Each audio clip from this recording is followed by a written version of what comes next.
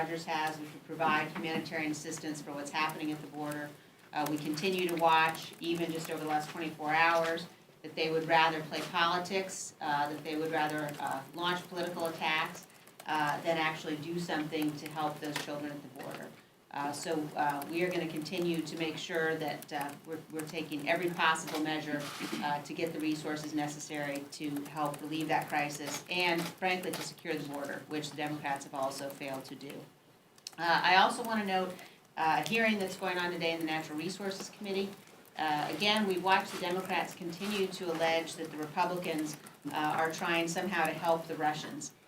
We saw last week in the Armed Services Committee that the ones really taking steps to put in place policies to help the Russians are the Democrats. They will not allow us in that committee to provide the resources necessary to modernize our forces while we watch the Russians modernize theirs. And today in the Natural Resources Committee, the Democrats are attempting to put in place legislation that would take uranium off the critical minerals list for the United States. Uranium is crucial for our national security. The last thing that we should be doing is putting in place a situation where the United States is dependent upon the Russians for such a crucial mineral.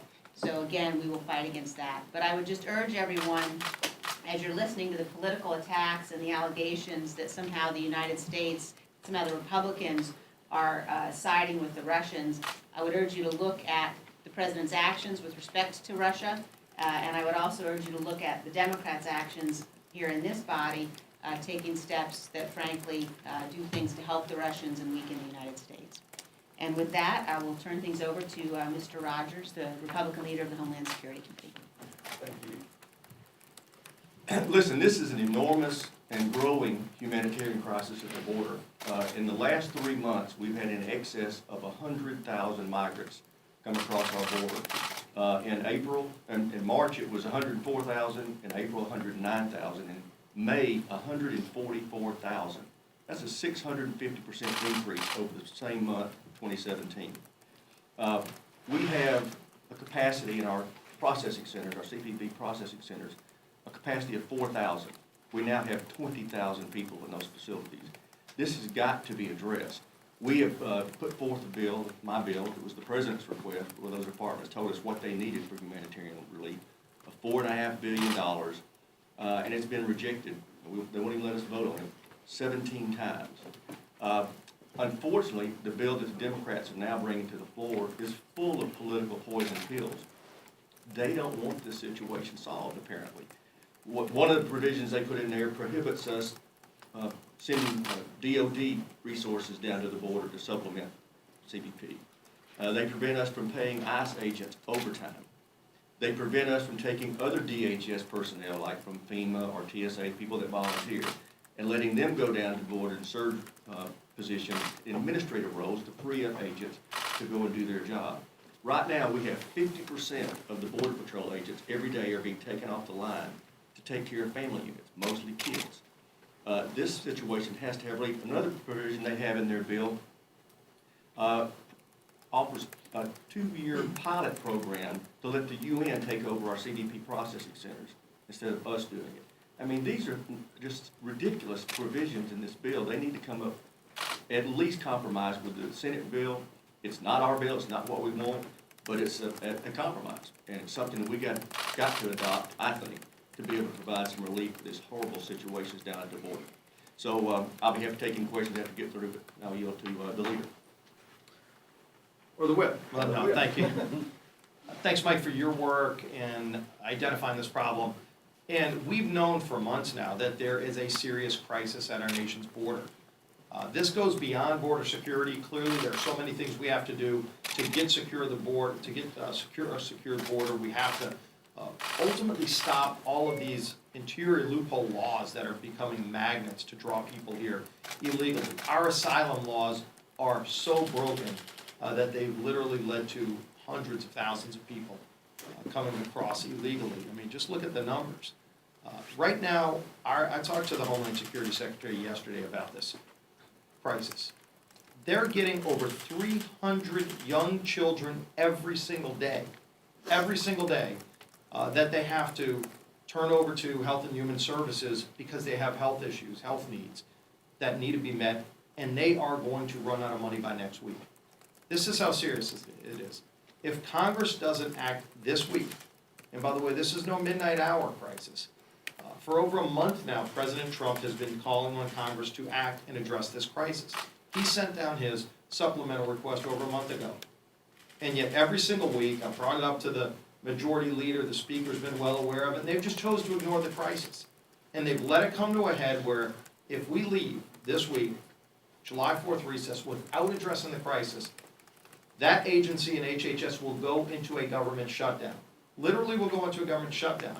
What that means is those HHS employees will be required by law to come to work to take care of those young kids and will not be able to get paid. Standing Roar even acknowledged that this is going to be the case next week if they don't take action. Now, why didn't Speaker Pelosi bring this bill up weeks ago? I can't explain why she didn't do that. She has allowed it to come to a head where we're literally at the midnight hour. The agency is literally about to go into a government shutdown, and they won't have the money to take care of these young kids. And again, over 300 young kids a day that are being turned over to HHS with health needs that will not be able to be met if this bill doesn't pass. And so, what is Speaker Pelosi's answer? Today, they are still trying to figure out what they're going to do. They still haven't gotten a bill that's ready to be brought to the floor to solve this crisis. And so the latest bill that they've put forward, the President's issued a veto threat on it because it doesn't allow him to solve the problem. It doesn't allow his agencies to take care of those young kids. They actually put restrictions on GHS and HHS, and even our Department of Defense who are trying to take care of these young kids. And so it's time for Speaker Pelosi to stop playing political games with these young kids that are coming across our border. These agents are federal workers that are trying to take care of them. You've got Border Patrol agents right now that are spending their money out of their own pockets to buy diapers for these young kids because the agency's out of money. And Speaker Pelosi won't bring a bill to the floor to address this crisis. Stop playing games. Stop playing games with the young kids. Sure, you might have disagreements with the president. We're not even talking about the broader issue of solving this problem and ending the magnet that's bringing these kids here illegally. The asylum loopholes that everybody knows are a problem that she won't fix. We're not even talking about that right now. We're talking about the humanitarian crisis. Just the basic money to take care of these young kids that are coming over every single day, and the agency will go into shutdown next week if they don't solve the problem now. Not a partisan bill that they know will get vetoed, but look at the Senate. With a 30-1 vote last week, they passed a bill. That's not the ideal bill, but it at least solved the problem right now. It will at least get the crisis resolved right now. That's the approach that Speaker Pelosi ought to be taking. It's the approach that has to be taken if we're going to solve this by the end of this week so the agency doesn't go into shutdown and those young kids will be left in limbo. And with that, I'll yield to our Republican leader, Kevin McCarthy. Thank you, Mr. Whip. Good morning. It's been 56 days since President Trump's administration asked for emergency funding to address the border. It's been 17 times the Democrats have voted no on this floor to deal with the issue. 2 times the New York Times has editorialized about getting something done. Even Mexico is sending 15,000 troops to their southern border. Everybody understands the crisis. On the Senate, 30-1 in committee. I think that's probably making history with very few bills that have ever been able to deal. 30-1. This side of the aisle, when you have in these chambers, the Democrats, what are they doing? They're playing politics. If you watched the Rules Committee last night, it's not something that a majority party should be proud of.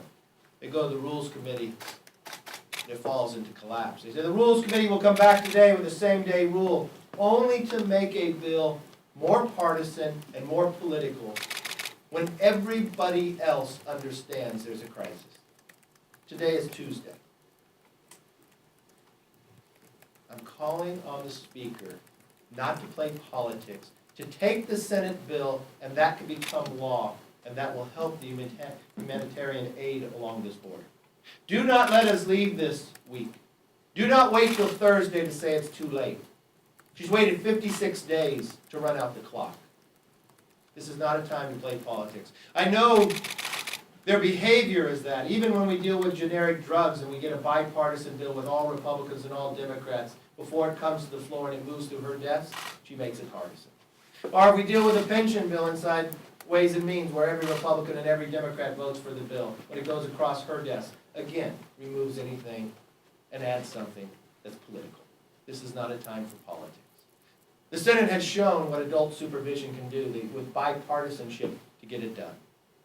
In the House, if she puts the Senate bill on the floor, which is not the total solution to the problem, she will get a bipartisan vote.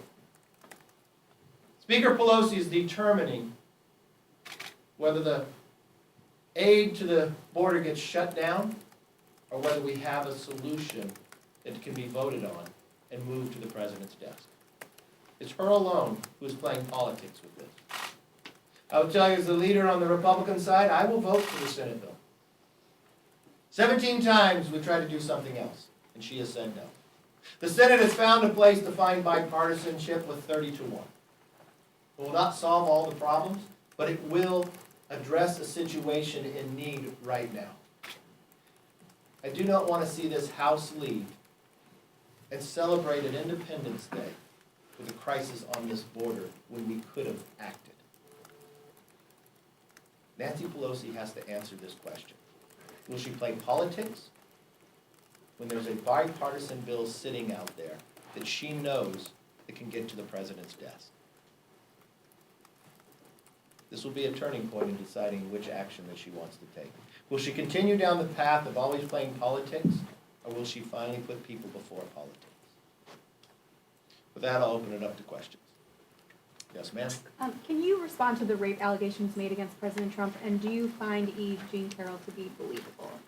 I've never met her. I understand what the president said, so I know nothing more about the situation. Do you think it was appropriate for him to say she's not my type? I haven't seen that or read that. I know the president said this is not true. I haven't know anything else about it, so. Do you believe President- do you believe the Yes, I president? believe the president. Yes. I have a question for Congresswoman Cheney. Yes. Ms. Cheney, you seem to be in a Twitter war lately with Alexandria Ocasio-Cortez, and I wonder if you could just explain why you're pushing back so hard on her. Well, I think that any member who suggested, as she did, that the camps on the U.S. border are concentration camps, deserves that. That's a comment that is clearly ludicrous, clearly something that, she must be responded to. And I think right now we've got work to do. It's important work we need to do. I think that allegations that somehow the United States is operating in a way that is in any way a parallel to the Holocaust is just completely ludicrous. I think she ought to apologize for it. And I think that we ought to be in a position where, rather than launching attacks like that, which are clearly political on their face, clearly misinformed, we all ought to be working to try to help the crisis at the border, both the security and the humanitarian crisis at the border. And she and all of her colleagues, many of her colleagues, have now prevented us from bringing the bill to the floor that would do that 17 times. So I think it's very important that we focus on the fact that this is real Congress, this isn't model Congress, we have real work to do, and we ought to be getting that work done. Mr. Leader, do you think that Congress needs to place more specific limitations and guardrails on ICE and CBP for the care that they provide in these migrant facilities, given what was discovered with children being sick, not having diapers and dirty clothes, no soap, no toothbrushes? Does Congress need to step in and really dictate these standards? I think the thing we need to do is we need to make sure we have the clear reporting, but most importantly, you can't provide that if they don't have the funding. I know I've been to the border numerous times. I think every member in Congress should go to the border for themselves and actually see what's transpiring down there. But there are individuals who are working there that are using their own money to supply those needs for the children. That is why it's unbelievable to me that Speaker Pelosi would still play games with this. The idea that they go to the Rules Committee as a majority party, having a bill to come up where they're playing politics to start up with, and they can't even pass that. Then they're going to come back today with some other bill that'll go more politics. The idea that they're going to deny the ability to have overtime when you know that there's a crisis. 144,000 people were apprehended illegally crossing the border. Those are only the ones who were apprehended. Take perspective of what the projections are gonna be more than 1 million people this year. That is twice the size of the capital city of California. And the idea that the Democrats are gonna hold up money to the individuals that have to carry this out along the border, that actually care for these individuals too, ludicrous. Thank you very much.